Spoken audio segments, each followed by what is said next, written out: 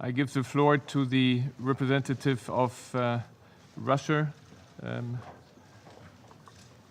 Vassily, you have the floor, and I turn on also again for us the hourglass. Thank you, Mr. President. You can turn your hourglass on and basically move it as many times as you wish, but I will take as much time as I need to, Mr. President. We are surprised and at the same time not surprised by having the Security Council convene an emergency session with the participation of the Vice President of the United States, which of course we're always happy to see him in this room. It's just unfortunately that he didn't want to listen to the other members of the Council about what they think about the situation in Venezuela. Today, we are witnessing yet another episode of a tragedy with several acts in the attempt to change the regime in Venezuela. The situation in Venezuela does not represent a threat to international peace and security. However, the external players are a direct threat to the peace and security of Venezuela itself. And we just heard that today. Today, we've just heard a horrific description of the suffering of the Venezuelan people under the yoke of an illegitimate dictator. And the only way to ease those sufferings is through decisive action by the international community, obviously led by the United States. Well, I'd like to ask, where did you get these figures and testimonies that we heard about today? When was the last time anyone who spoke today actually visited Venezuela? It turns out that you're examining the situation from a distance based on the premise that President Guaido is the only legitimate authority in the country and a source of information about what is taking place there. And by the way, I want to say to Madam Page, who told us about a very difficult situation with healthcare in Venezuela. And in particular, she spoke of the measles epidemic. I have to say that unfortunately this epidemic is taking place. Madam Page, do you know that the authorities of New York have declared an emergency situation due to a measles epidemic that has been occurring in New York, a few hundred meters from this building in Brooklyn? We have already seen all this in other regions in the world from so-called witnesses who have settled in the West, and they told of blood-curdling stories about the sufferings of the nations of Iraq, Libya, and Syria. And it was precisely as a result of Western intervention in those countries that the true suffering began there, and that continues to this day. Do you want to see the same thing in Venezuela? Just as the legitimate authorities in Caracas, we do not deny that the humanitarian situation in this country is far from ideal. We're ready to work with them to improve this situation. We are guided in this by the provisions of General Assembly Resolution 46/182, which envisions inter alia the requirement of a request by the legitimate authority for providing to that government humanitarian assistance. And the Secretary of the UN should contribute to that. However, the report of OCHA has led to a dual impression in our minds. On the one hand, it stresses the need of separating the political and humanitarian tasks in providing assistance to Venezuela. Of course, we are in favor of a neutral and impartial character of humanitarian assistance. However, on the other hand, we're disappointed that the information that has been collected and published today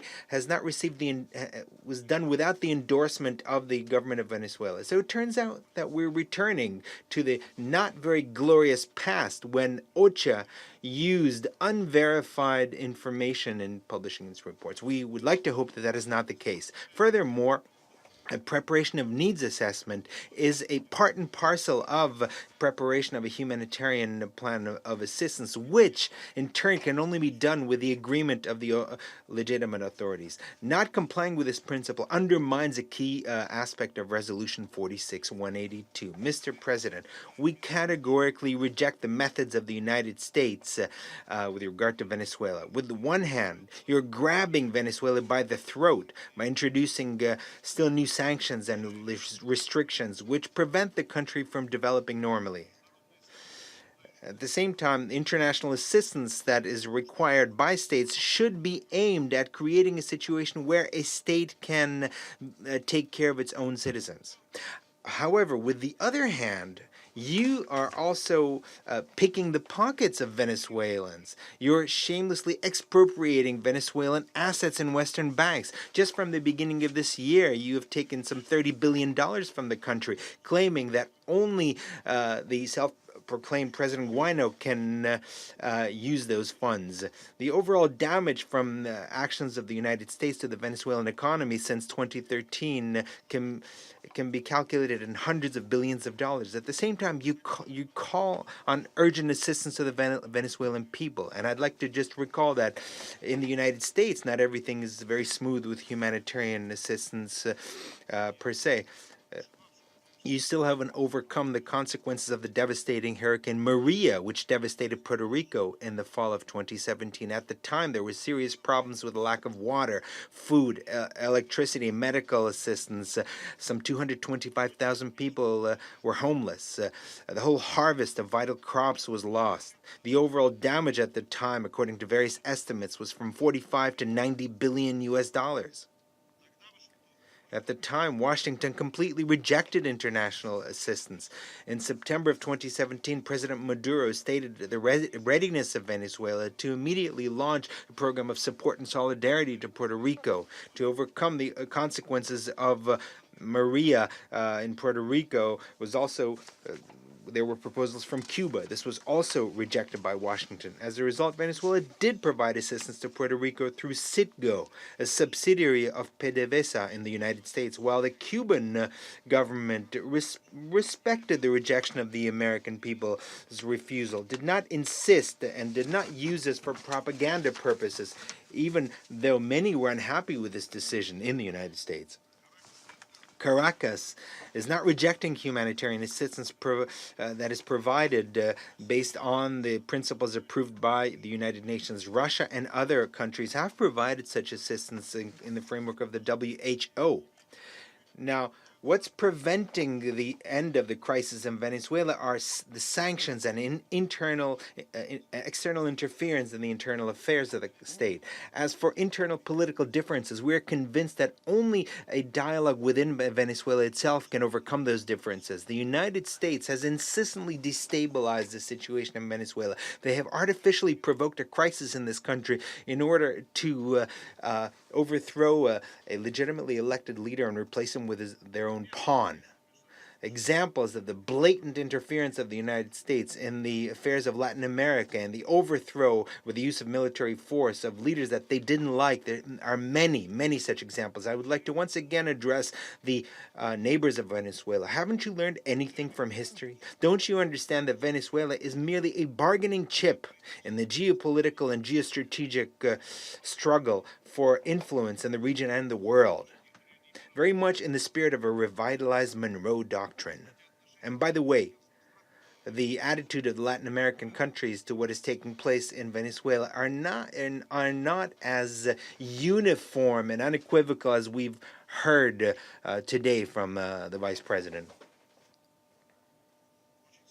It's very strange to once again discuss what should be self-evident truths. That is, the solving the provoked crisis in Venezuela can only be through internal Venezuelan dialogue.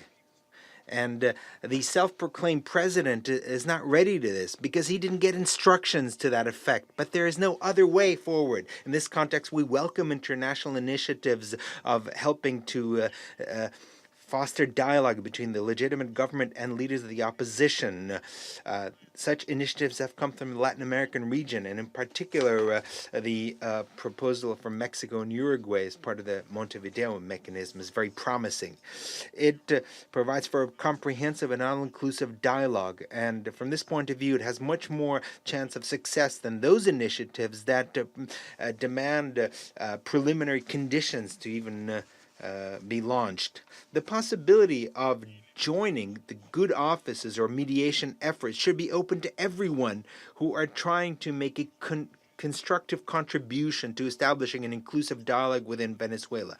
And what is taking place in the Security Council today, unfortunately, is merely another episode of a frontal attack against the government in Caracas and ordinary Venezuelans. I'd like to recall that in parallel with the attempts to impose humanitarian assistance, the so-called well-wishers are actively trying to challenge the credentials of the official Venezuelan delegation at various international platforms. We heard this today from the Vice President. I'm not going to comment the tone of his statement, but I want to say to that the permanent representative of Venezuela in this room was appointed by the legitimate government of this country, and it was confirmed by the General Assembly of the United Nations. Furthermore, these friends of Venezuela are so-called friends are replacing the official ambassadors of Venezuela, abetting the seizure of diplomatic property. And this way, what we're seeing is a blatant violation of the founding principles of the UN, the violation of the norms of international law. Perhaps to actively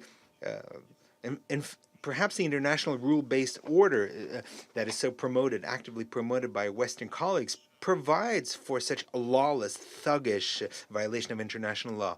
But international law does not. We call on the United States to once again recognize that the Venezuelan people and other peoples have the right to determine their own future. If you want to make America great again, and we're all sincerely interested in seeing that, and stop interfering in the affairs of other states. You will only gain respect from that. You don't like when others interfere in your affairs. No one likes that. Thank you. I thank the representative of Russia.